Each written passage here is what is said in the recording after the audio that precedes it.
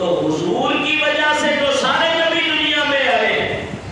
اللہ نے رات میں بتایا تھا فَخُذْ مَا آتَيْتُكَ وَكُن مِّنَ الشَّاكِرِينَ وَحُبْ عَلَى التَّوْحِيدِ وَحُبِّ عَلَى مُحَمَّدٍ صلی اللہ علیہ وسلم. اللہ تعالیٰ نے فرمایا اے موسیٰ علیہ السلام جو ہم نے تمہیں دیا ہے اس کو لے لو, اس کو لے لو, اس کو حاصل کرو, اللہ تعالیٰ کا شکر ادا کرو, اور جب دنیا سے جانے کا وقت آئے تو اللہ کی توحید کے اوپر کی موت آئے, اسی کے اوپر مرنا. وَحُبَّ عَلَى مُحَمَّدٍ اور محمد مصطفیٰ کی محبت کے اوپر تیرا خاتمہ ہو. یا اللہ تیری توحید تو مجھے سمجھ آ گئی, یہ محمد مصطفیٰ کی محبت کیا ہے. تو اللہ تعالیٰ نے فرمایا اے کلیم اللہ اگر وہ نہ ہوتے تو تم بھی نہ ہوتے, وہ نہ ہوتے تو تم بھی نہ ہوتے. فرمایا یہ سب کچھ میں نے اپنے نبی کے لیے دیا ہے, اور محمد مصطفیٰ علیہ السلام کی محبت لازم و ملزوم قرار پائی ہے. ان کی محبت کو اپنے دل میں جگہ دے دو. تو حضرت موسیٰ علیہ السلام نے جب حضور کی شان رب سے سنی تو آپ بھی حیران ہوئے اور کہا مولا میں تیرے حکم کے اوپر قائم ہوں, جس طرح تیرا حکم ہے میں اس کے اوپر قائم ہوں. اور یہ ایک کتاب ہے, اس کا نام ہے نشر التیب. کیا نام ہے بولو؟ نشر التیب. نشر التیب اسے کہتے ہیں. لکھی کس کی ہے؟ مولوی اشرف علی تھانوی کی. اور مولوی صاحب نے جو کتاب لکھی ہے نشر التیب, یہ حضور کی سیرت اور میلاد کے اوپر ہے. پہلا باب جو مولوی صاحب نے باندھا ہے اس کا نام ہے باب النور, نبی پاک کی نورانیت کا باب. تو اس کے اندر انہوں نے یہ تمام روایتیں لائے ہیں کہ اللہ فرماتا ہے محبوب اگر تجھے پیدا نہ کرتا تو میں کسی کو بھی نہ پیدا کرتا, تجھے پیدا نہ کرتا تو میں کسی کو پیدا نہ کرتا. تو ظاہر کیا ہوا حدیث سے یہ بات آیا ہو گئی کہ محمد کی جلوہ نمائی نہ ہوتی, محمد کی جلوہ نمائی نہ ہوتی تو کونین میں روشنائی نہ ہوتی. اور تو ہماری قومی زبان ہے, میاں اس کو تو سمجھنا چاہیے اور پڑھنا چاہیے. چلو ہم اس کی ٹرانسلیشن پنجابی میں کر دیتے ہیں, پنجابی شاید آپ کو سمجھ آئے اور آپ بھی میرے ساتھ ہیں. تو وہ نیازی صاحب پنجابی کے اندر کہتے ہیں, یہ بڑی پیاری نعت ہے اور میں اکثر پڑھتا ہوں, مل کے پڑھو. رب میں بلا سجایا میں سرکار واسطے, رب میں بلا سجایا میں سرکار واسطے, اور سب کچھ بنایا یار نے ایک یار واسطے, سب کچھ بنایا یار نے ایک یار واسطے. دل یاد لئی بنایا تعریف لئی زبان, دل یاد لئی بنایا تعریف لئی زبان, اور اکھیاں بنایا سونے دے دیدار واسطے, اکھیاں بنایا سونے دے دیدار واسطے. تو نبی پاک علیہ السلام کی ولادت ہوئی, حضور نے پیدا ہوتے ہی سجدہ کیا اور امت کو تلقین کی اے میرے امتیوں کثرت سے نمازیں پڑھو, کثرت سے سجدے کرو, اور تمہارے سجدے حشر کے میدان میں سارے انبیاء و مرسلین ہوں گے، ان کی امتیں ہوں گی اور میری امت بھی آئے گی۔ میں اپنی امت کی عبادت کی وجہ سے حشر کے میدان میں فخر سے سینہ بلند رکھوں گا، مولا میری امت بڑی ہی عبادت گزار ہے۔ لیکن میں یہ نہیں کہہ سکتا کہ ساری قرونی صبح فجر کی نماز میں آتی ہے، کچھ فکر ہے، شوق پیدا کرو، شوق پیدا کرو، کوئی نہیں ہماری کمی کوتاہی ہے، صبح کا نکلا شام کو آ جائے تو گناہ نہیں کہلاتا۔ اگر پھر بھی بندہ رب کی طرف لوٹ آئے نا تو حضور فرماتے ہیں کہ رب کو بڑی خوشی ہوتی ہے، بڑی خوشی ہوتی ہے کہ اس خوشی کو بیان ہی نہیں کیا جا سکتا۔ القصہ مختصر، حضور نے سجدہ کیا، اللہ تعالیٰ کے حبیب فرماتے ہیں 5، دوسری حدیث ہے 6 چیزیں جو دیگر انبیاء کو نہیں ملی وہ مجھے عطا کر دی گئی۔ ان میں سے ایک نبی پاک فرماتے ہیں ایک نعمت یہ بھی ہے، ہر نبی کی امت کے لیے، نبی کے لیے ایک مقام خاص ہے، وہ جہاں سے بھی سفر کر کے آئے نماز اسی مقام پہ ادا کریں گے، لیکن اللہ نے میرے لیے پوری روئے زمین کو مسجد کر دیا۔ حضور نے سجدہ کیا، اعلیٰ حضرت اس دور میں نہیں تھے نا، لیکن عاشق ہر دور میں تصور کرتے ہیں۔ حضرت تاجدار گھوڑا کہتے ہیں کن فیکون تے کل دی گل ہے، اسا اس تو پہلے ہاسے ہوں، اسا اس تو پہلے پریت لگائی، یعنی ہم تو اس وقت بھی موجود تھے جب رب نے کن فرمایا۔ یہ ایک علیحدہ بحث ہے کہ عاشقوں کی روحوں کو کب پیدا کیا گیا، علماء کو کب پیدا کیا گیا، زعماء کی روحوں کو کب پیدا کیا، یہ ایک علیحدہ تقسیم ہے۔ بہرحال تمام روحوں کو اللہ نے دنیا بنانے سے 50,000 سال پہلے تخلیق کیا روحوں کو، اور تمام روحوں سے پہلے اللہ نے روح مصطفیٰ کو پیدا کیا۔ یہ بحث دوسری طرف چلی جائے گی، میں ملاد پڑھ رہا ہوں۔ نبی پاک نے سجدہ کیا، اعلیٰ حضرت جو نبی پاک کی سچے عاشق تھے اور صاحب تقویٰ اور طہارت اور پرہیزگار اور متقی، عالم شریعت و عالم طریقت، عالم معرفت، عالم حقیقت تھے، آپ کہتے ہیں پہلے سجدے پہ روزے ازل سے یادگاری یہ امت پہ لاکھوں سلام۔ اب سنو، حضور نے سجدہ کیا، اللہ نے روئے زمین کو پاک کر دیا۔ حضرت عبد المطلب فرماتی ہیں حضور کے دادا جان، آپ فرماتی ہیں کہ میں کعبۃ اللہ کی حدیم کعبہ میں موجود تھا، کعبۃ اللہ کی کچھ دیواروں کی مرمت کرنی تھی میں نے، اور مصیبہ ہو گئی تھی، تو میں نے چاہا اپنے بیٹوں کو لیا چلو آج جا کے کعبۃ اللہ کی دیواروں کی مرمت کرتے ہیں۔ فرمایا کہ ساری رات یہ سلسلہ جاری رہا، جیسے ہی صبح صادق کا ٹائم آیا تو میں نے کیا دیکھا کہ کعبے کے اندر جنبش پیدا ہوئی۔ اب عقل جو ہے وہ کچھ اور سوچتی ہے، لیکن اللہ کی قدرت وہ ہے جہاں ہماری عقلیں مفلوج ہو جائے، ہماری سوچ اور فکر ختم ہو جائے، وہاں اللہ کی قدرت کی ابتدا ہوتی ہے۔ اللہ تعالیٰ کے لیے کوئی چیز ناممکن نہیں۔ اس نے ایک مٹی ہی گو کے، مٹی تو تھی، اور اس کو گو کے اللہ تعالیٰ نے کون فرمایا اور اس کے اندر روح پھونک دی۔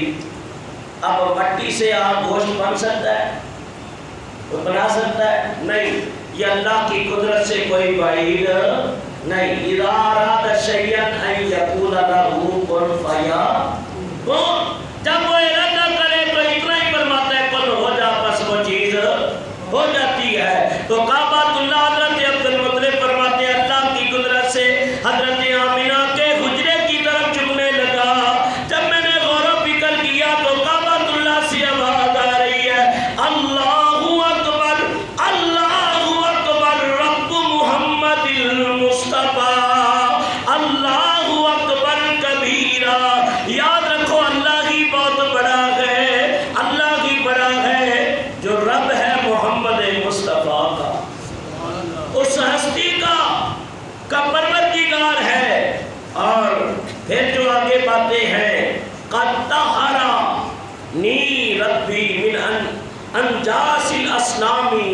انجاس المشرکین مدارج النبوت جلد 2 صفحہ نمبر 17۔ فارسی کے اندر یہ کتاب ہے، اردو میں بھی اس کا ترجمہ ہو چکا ہے کہ کعبے سے آوازیں آئیں، اب وہ مجھے بتوں کی پلیتی اور مشرکوں کی نجاست سے پاک کر دے گا۔ یعنی کعبۃ اللہ سے آوازیں آئی ہیں۔ اور بعد روایتوں میں آتا ہے کہ ایک دم جو بت رکھے ہوئے تھے وہ منہ کے بل اوندے گر گئے۔ تیری آمد تھی کہ بیت اللہ مجرے کو جھکا، تیری آمد تھی کہ بیت اللہ مجرے کو جھکا، اور تیری ہیبت تھی کہ ہر بت تھر تھرا کر گر گیا۔ اور بعد روایتوں میں آتا ہے یہ بھی آواز آئی، ولد المصطفی المختار الذی تخلق بیدہ الکفار ویطہر من عبادت الاصنام ویأمر بعبادت الملک العلام۔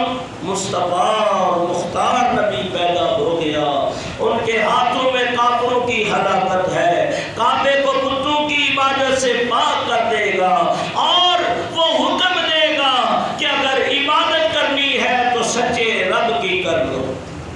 فرمایا کہ حضور کی ولادت ہوئی ہے۔ اب ایک بات اور توجہ سے سن لو، جس کا ذکر میں ضروری سمجھتا ہوں آپ کے سامنے کرنا۔ اور اس روایت کو ایک عالم اہل سنت کے بہت بڑے مستند عالم ہیں، ان کا حوالہ میں دے رہا ہوں، حضرت امام قاسم السہیلی روض الانف کے اندر لکھتے ہیں۔ وہ فرماتے ہیں کہ جب نبی پاک علیہ السلام کی ولادت ہوئی تو شیطان چیخا ہے، ان ابلیس لعنہ اللہ النار بارنات۔ شیطان 4 مرتبہ زندگی میں چیخا ہے، اس نے ایسی چیخیں ماری، آوازیں نکالی، اس کی ذریت بھی پریشان ہو گئی۔ کہا کیا بات ہے؟ کہا یہ ایسی ہستی آئی ہے کہ جن کی وجہ سے میری ساری محنت بیکار ہو گئی ہے۔ اور وَرَنَّحِينَ نُعِنَا، جب اس کو اللہ نے لعنتی قرار دیا تب یہ چیخا۔ دوسرا، حضور کی ولادت سے کچھ عرصہ پہلے ہی یہ آسمان پہ جاتا تھا، اس کا داخلہ منع کر دیا کہ تیرے لیے اب آسمان کے دروازے بند ہو گئے۔ اور تیسری مرتبہ وَرَنَّحِينَ وُلِدَ رسول اللہ، جس دن حضور آئے اس دن یہ چیخا ہے۔ تبھی تو کہتے ہیں نثار تیری چہل پہل پہ ہزاروں عید ربیع الاول، سوائے ابلیس کے جہاں میں سبھی تو خوشیاں منا رہے ہیں، سبھی تو خوشیاں منا رہے ہیں، سوائے ابلیس کے جہاں میں سبھی تو خوشیاں منا رہے ہیں۔ اور فرمایا وَأُنزِلَتْ فَاتِحَةُ الْكِتَابِ، چوتھی مرتبہ جب سورہ فاتحہ کا نزول ہوا تب یہ چیخا ہے۔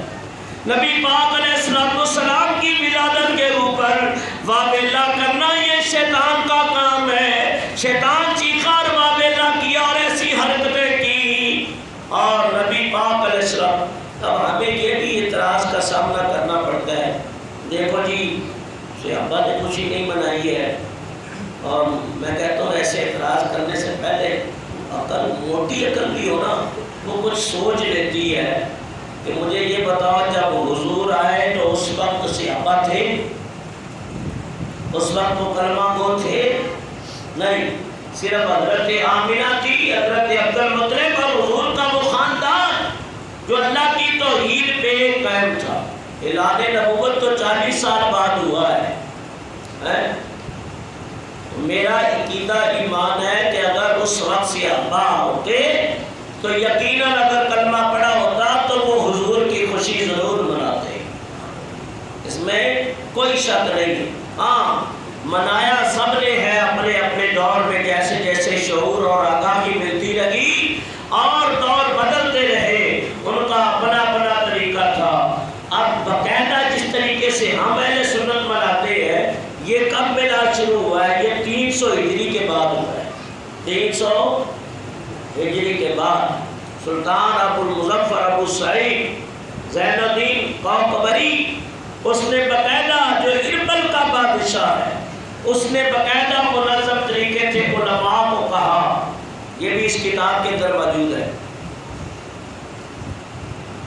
اور الوفا کے اندر بھی موجود ہے، سبل الہدی والارشاد اس کے اندر بھی موجود ہے، اور جلال الدین سیوطی کا لکھا ہوا میلاد کے اوپر ایک کتابچہ ہے میلاد النبی، اس کے اندر بھی یہ موجود ہے، معارج النبوت کے اندر موجود ہے، مدارج النبوت کے اندر موجود ہے، حجت العالمین کے اندر موجود ہے۔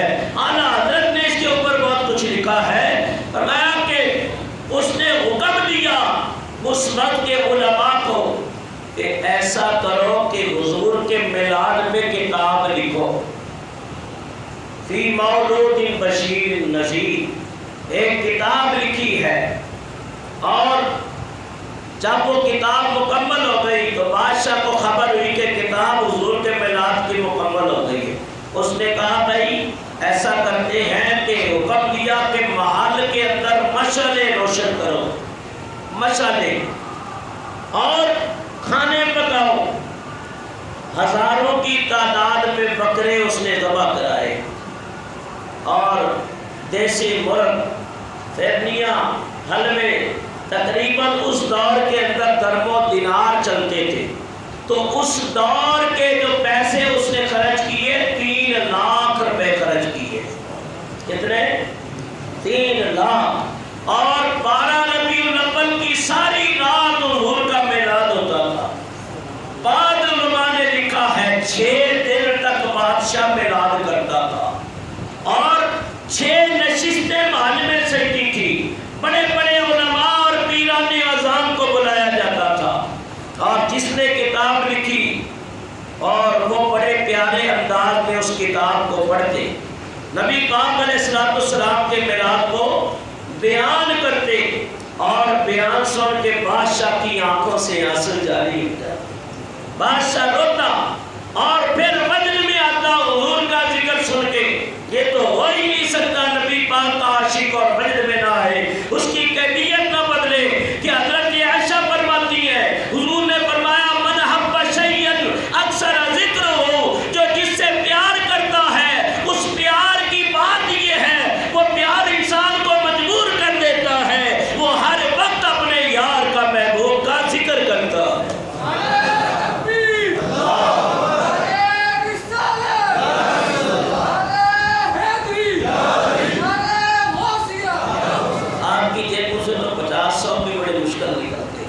ہاں کچھ ایسے عاشق اعداد بھی نکالتے ہیں، تو بادشاہ کیا خرچہ کرتا تھا؟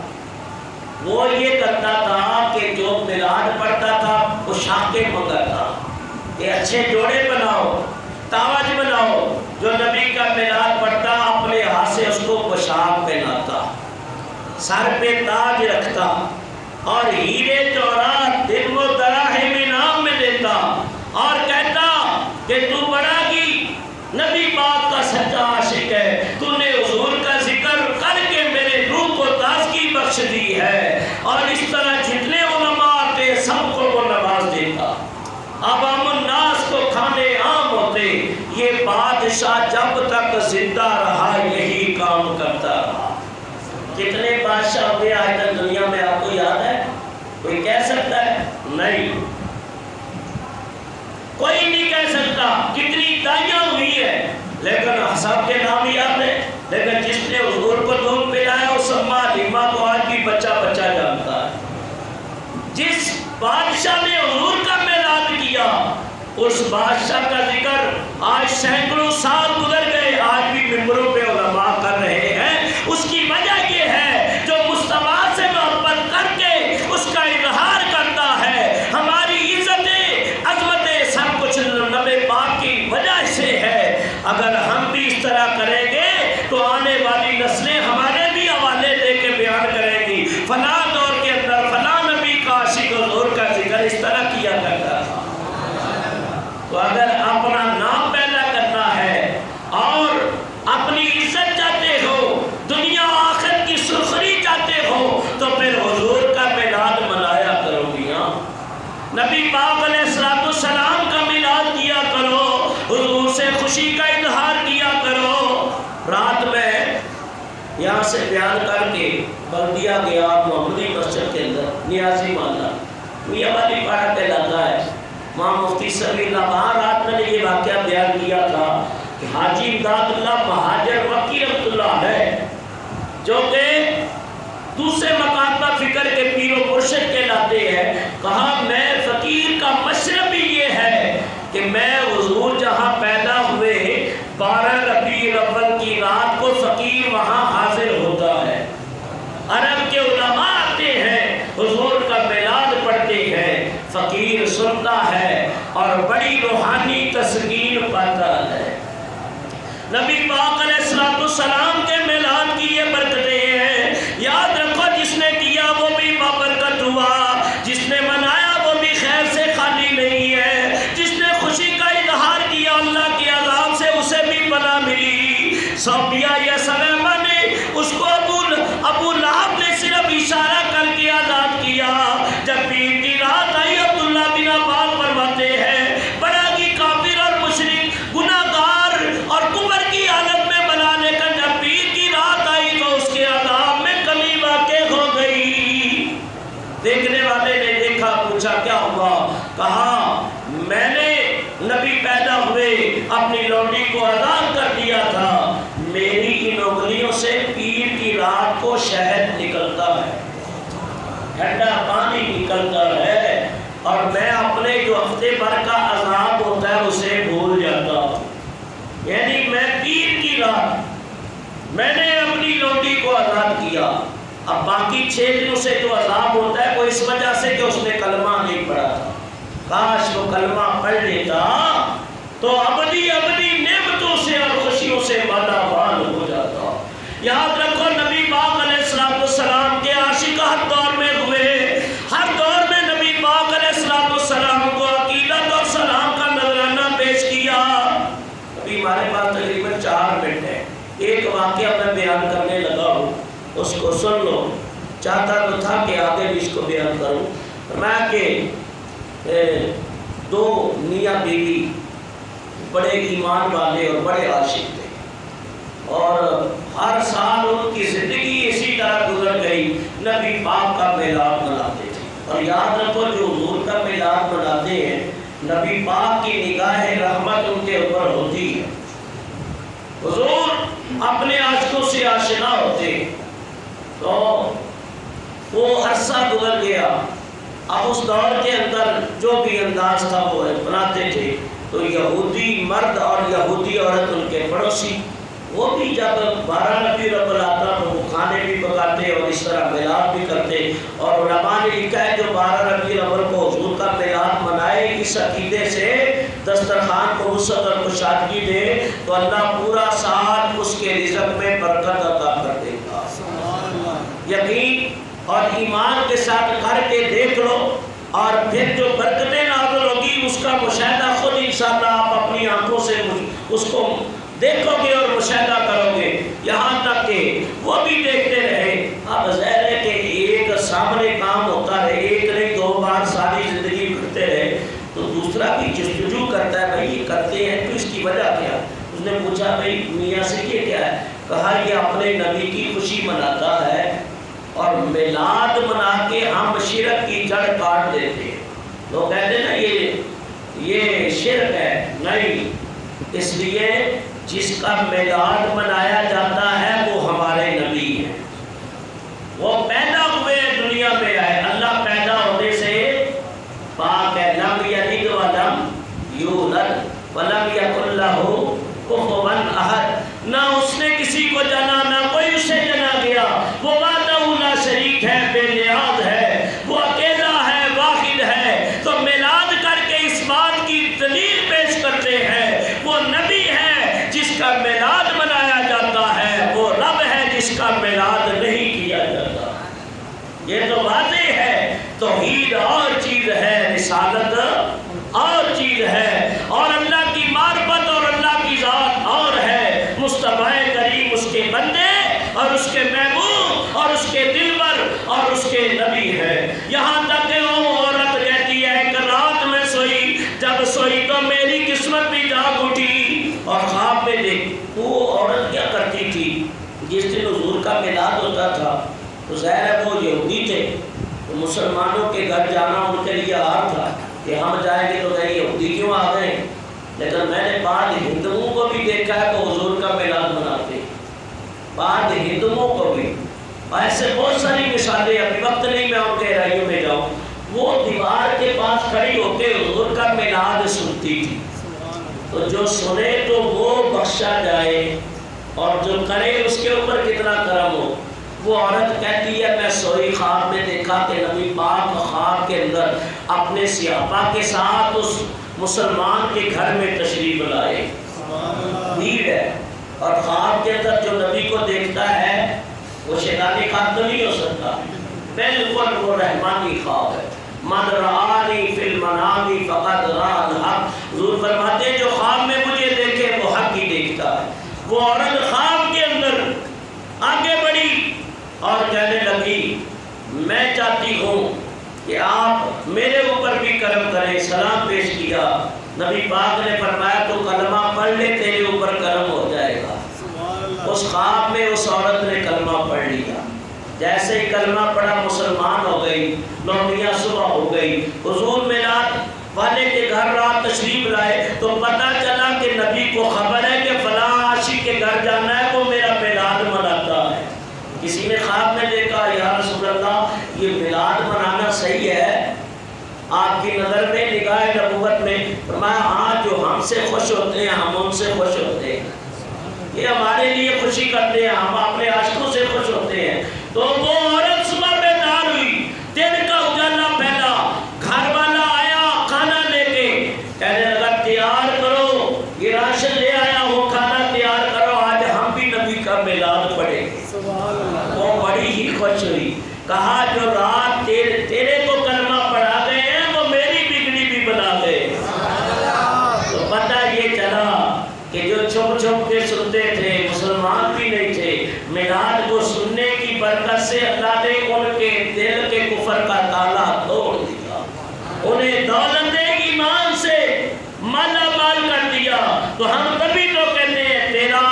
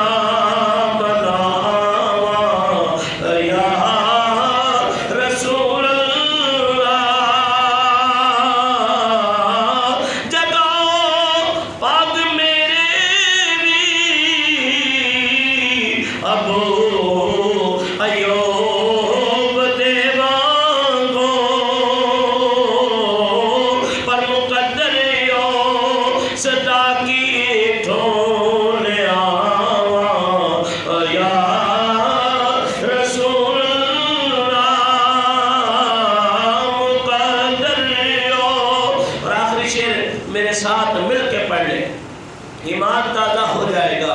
حلیمہ کلی نوے کے کتے سرکار نوے کے میں کیڑی سے جی تیرے لئی سجاواں یا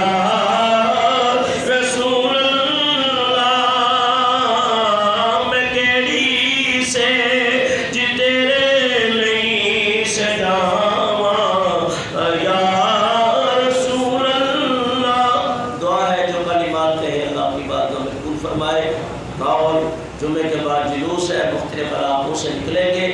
علماء کی قیادت میں تمام حضرات جلوس میں شرکت کریں، بہادر طریقے سے باوضو ہو کے اور درود پاک پڑھتے رہیں اور نبی پاک علیہ السلام کی محبت کا اظہار کریں اور نماز باجماعت کوشش کریں. بعض لوگ کہتے ہیں چلو آج چھٹی نہ دینے آج سو ہی جائیں گے. تو اگر آج بھی سو گئے نا تو پھر میں کہتا ہوں ہماری قسمت پھر سوئی رہے گی. اللہ تعالیٰ نبی پاک سے کامل محبت عطا فرمائے۔ یہود و نصارہ کیا کیا فتنے ڈالے کہ فرانس والوں نے، یہ شروع سے آج سے نہیں ہے، سلطان عبد الحمید کے دور سے یہ بدبخت یہ فرانس والے یہود و نصارہ ہر دور میں نبی پاک کی شان میں گستاخی کر کے مسلمانوں کو آزماتے ہیں کہ ان کے جذبے ٹھنڈے پڑے ہیں کہ نہیں۔ اقبال نے تو یہ کہہ دیا یہ فاقہ کش نہیں کرتا کبھی موت سے، روح محمدی کے قدم سے نکال دو۔ یہاں ہم اور تو کچھ نہیں کر سکتے، وہاں تک ہماری پہنچ تو نہیں ہے فرانس پہنچ جائے، لیکن اتنا تو کر سکتے ہیں میلاد میں شرکت کر کے جلوس میں حضور سے اپنی محبت کا اظہار کرے۔ امام مالک فرماتے ہیں جو قوم اپنے نبی کی ناموس رسالت کی حفاظت نہ کرے اس کو ماری جانا چاہیے، اس کے لیے زندہ رہنے کا کوئی جواب نہیں ہے۔ تو گھروں سے نکلو اور نبی پاک سے محبت کا ثبوت دو۔ اللہ عمل کی توفیق عطا فرمائے۔ جو واقعات رہ گئے انشاءاللہ آئندہ جمعہ یہیں سے ہم شروع کریں گے۔ وما علینا الا البلاغ۔